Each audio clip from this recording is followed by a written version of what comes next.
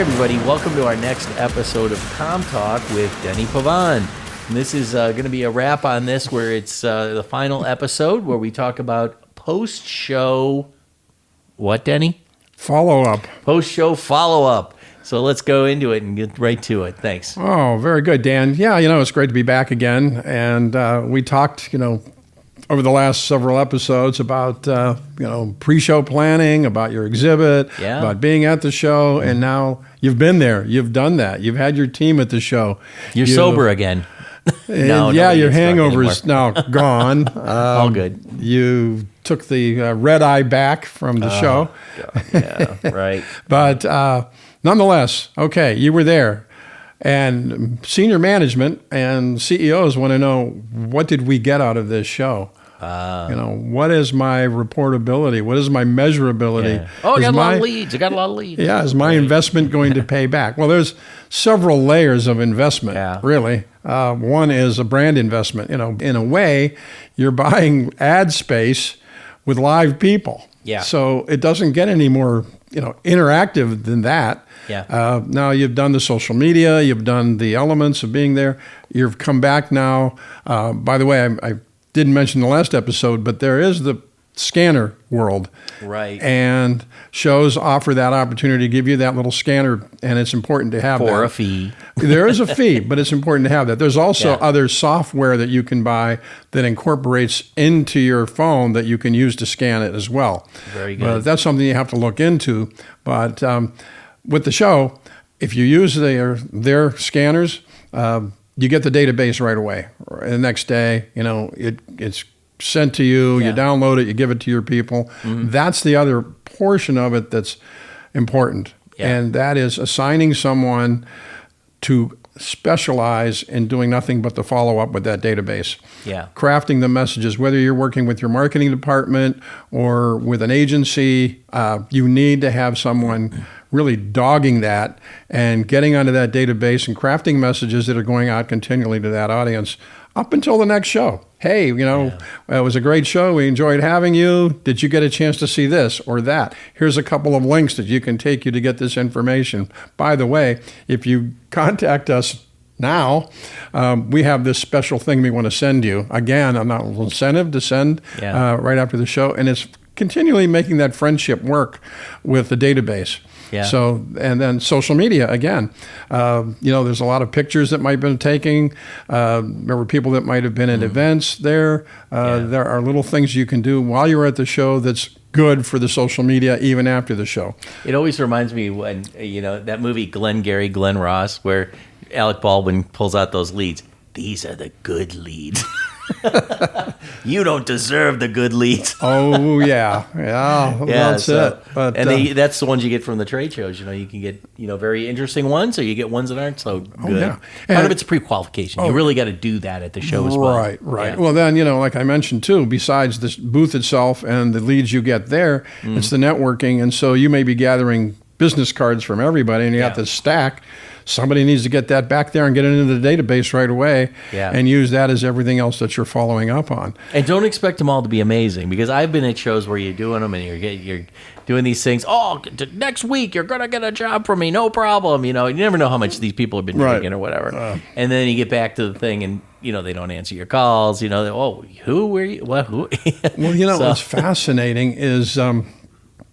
of all things at this show, I was mentioning, way back in 3 episodes ago, the show in Las Vegas called IMEX. The show is for the meetings industry and travel industry.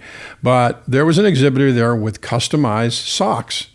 They were really cool socks. Mm-hmm. And when you look at your audience, female versus male, in a sense, this show tends to go 60%, 65% female. Yeah. But these socks were really awesome, and they were allowing you to pick one off their show rack. Oh, that's nice. But it's an incentive type thing to send out to people. Yeah. But the funny thing is, they followed up with me from the show because there's opportunities of sales. Hey, you took 2 pair. We want 1 back. I took 3 pair. But no, they followed up. They came back to me because there was a possibility of them getting a retail outlet in Cleveland. Oh, nice. Because they're not here, but the socks are tremendous, and you can do branded, like the Cleveland store that has branded clothing. Yeah. Perfect for them. Really? And they can do all kinds of things for that. But then they don't have an East Coast area going, so it was a bridge to help them do that. Oh, I see, yeah. But no, I got a lot of follow-ups from different shows where people are sending me emails, and that's important. And you want to keep them in your database, even if you're not able to use them right away. Right. You're building your own internal database to follow up as well. Yeah. Follow up is extremely important within the trade show world, no question about it. Yeah. You see that a lot. And getting ready for the next show. So getting ready for the next show. Yeah, and that's the other thing, the assessment. Okay. The other part of the show of follow up is not only following up with your attendees and your leads, it's following up with how did we perform at this show. Right. From our own team. Did we accomplish what we wanted to do? Did we meet who we wanted to meet? Yep. Are we, basically logging this information so that we can go back and go, okay, here's what we learned, and here's what we, didn't accomplish. What are our objectives going into the next show? Right. So, wow. It's important. Yeah. Unbelievable, all the stuff that you do. It's just more than getting a booth and putting it up and going and show up and going to the, the bar. I mean, it's just, there's a lot more to it. So we're wrapping up this segment, this series today. And I guess just in closing, maybe tell us a little bit more. If you're an exhibitor, what are some of the important things? You never were exhibited before. This is your first time going to a major show. Just what are some of the important things they should know right away? The important things that you know right away. Brush your teeth. Right. What is my brand? Really? Who am I and what do I do? It's the elevator speech, literally. Yeah. How do I incorporate who we are and what we do into our message at our booth from an exhibit standpoint, from a person standpoint, and from a networking standpoint? Those 3 areas is very important. And do I have the tools to make that work, really efficiently? And so when you evaluate your exhibit, you evaluate, is the brand coming through? Is my product line represented in some fashion? Do I have additional elements at that booth to help sell, but also help inform and educate all at the same time, so that people are learning when they're there, even if they're not buying at that point? Okay, it's back to the follow-up again. And if you don't know a lot of these things, go find someone that's in your industry that is successful at it, and go look at what they're doing.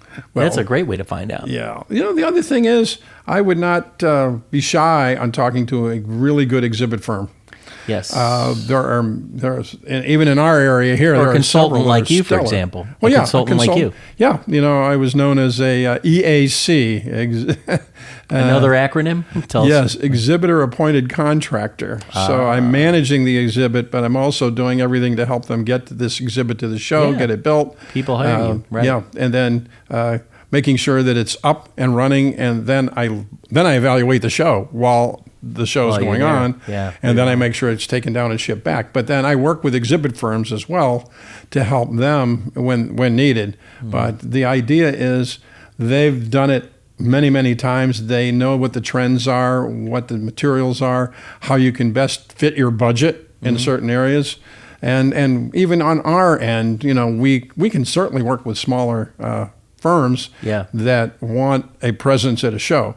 But then to do the next step up, or at least to guide them on where to go and how to get it done the best way, is where we can come in too as well from the communication standpoint. So Denny, where can people reach you? How can people get a hold of you? Call you. Or call me. Or no, actually email me at dpavan at bflcom.com or Denny at bvsfilmproductions.com. That's right. We kind of work as a team. We do. All right. Very good. Thanks for listening to our CommTALK podcast series, this series on trade shows and how to get them, how to market them. So we appreciate Denny being on our show today, and we look forward to seeing you on our next series. Always a pleasure to be here.